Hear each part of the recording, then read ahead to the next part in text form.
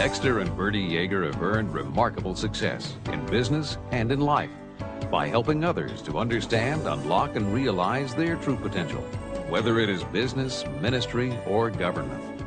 It is their hard work and dedication to helping others succeed that has earned them a reputation for developing strong communities. The inspirational story of their rise from rags to riches is as impressive as the lifestyle they now enjoy. But we came here for a special reason tonight, and that is to honor a couple of people who have overcome the fears of rejection, who moved beyond all the doubts and all the worries about what other people said. When people said nothing good can come out of Rome, New York, somebody did come out of Rome, New York. I'm going to ask Dex and Bertie to come up here so we can honor them for their achievements. Hi, young man. Hey, you did. Overcomer. All right, now get.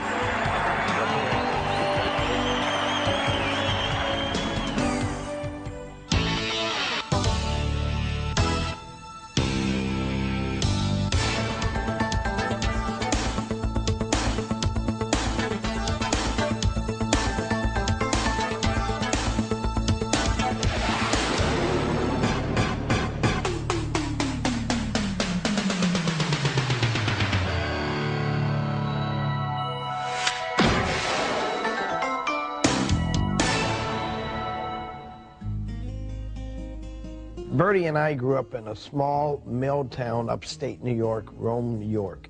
It was Milltown and Air Force Base.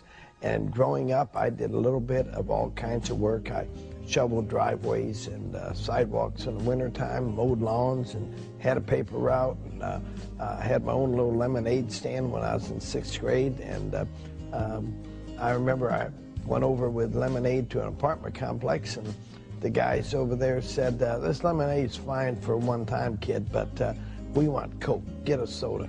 So changed my plan and took care of their needs. And I learned that at an early point. You gotta handle people with what they want.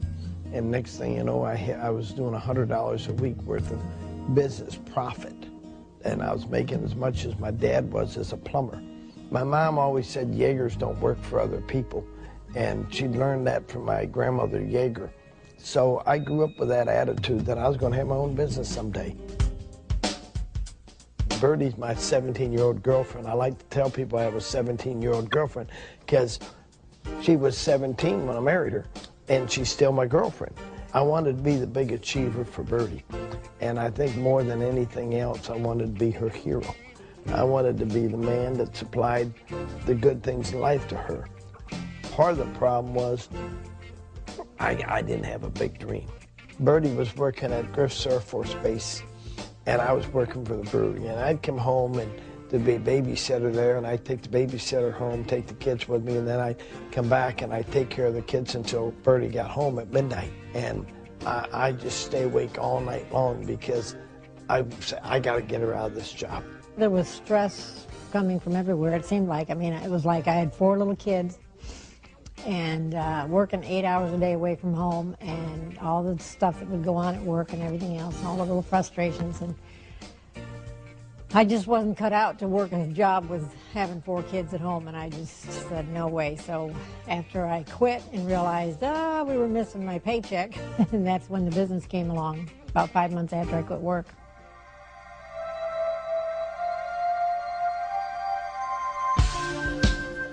We saw that opportunity and we said, we can do this, because I was out every night. And we paid 16 bonus checks the second month in business. The twins were in kindergarten when we got in the business, and it afforded us to hit the ground running. And that's exactly what we did. And we became very committed and dedicated and loyal to this business from the very beginning. Bertie and I made a commitment that we weren't going to look at how much money we made for a year. We were going to do everything we can every night possible for the first 12 months, and then we would judge it. But so many people want to see what happens first few weeks, first few months. I just said, I'm going to give it my try. I'm going to give it all I got. 60 days after we started, we were doing $7,500 worth of business. And 10 weeks after we got started, we went full time. Nobody was giving us guidance. And the next 3 years, we just sort of leveled out. The Bible says a man without vision will perish. And we had to realize, first we had to learn to develop our own dream, to spend time to get our own dream together. I was starting to travel on the road a lot, and I realized that the Cadillac was the American symbol of success, and I needed one. But first, I had to build my business. Every time I had a bad meeting, after the meeting, I'd go down to the Cadillac garage, and I'd walk through all those Cadillacs every night with a flashlight. And then I'd go past a home that Bertie dreamed of having. She said she thought that house was gorgeous. And so she'd say that was the nicest home and she wanted a home like that. So I'd go sit in front of that house night after night after night. And I'd sit there maybe 20 minutes and then I'd go home and I'd get my dream back. And the dream being that what fuels us is what creates our passion, what keeps it going. And the people who do that usually see most of their dreams coming true. We knew success was a habit and that you got there one step at a time. You're going to have your dropouts, you're going to have your quitters. You know, there's always somebody that could have done everything, but they never did, and they always have a good excuse. When Bertie and I got started, we had to struggle in it. We spent 3 years in that struggle of trying to find ourselves and find what we should be doing. And finally, I found some books that changed my life. Those books helped me so much because I started with The Magic of Thinking Big, and it literally just impacted me because I found myself on every page that wasn't good. We put our system together and we taught many people the system, but we needed somebody to supply us with books and tapes and parts of that system. And we knew we were too busy to do it ourselves, and we tried other sources, and it seemed no matter where we tried, nobody quite understood.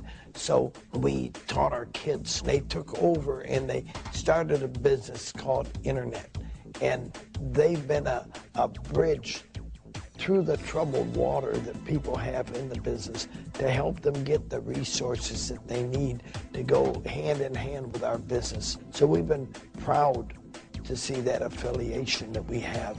What a blessing for people in this business to have what we never had.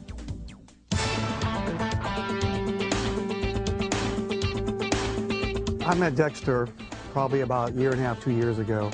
When he came in, he had some problems going on. As you all know, he's had 2 or 3 strokes in his life, a major one. So he had no use of his right hand.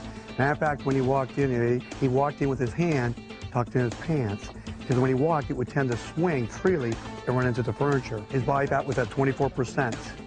Since that time, he's went from 24%, which makes a man obese. He's went through the too fat range. He went through the okay range, the good range, and as of last week, 2 weeks ago, he's at 10.5, who puts him into the elite class. At age 61, that puts him in the 1/2 of 1% of the men in the world. Everything's nice and even.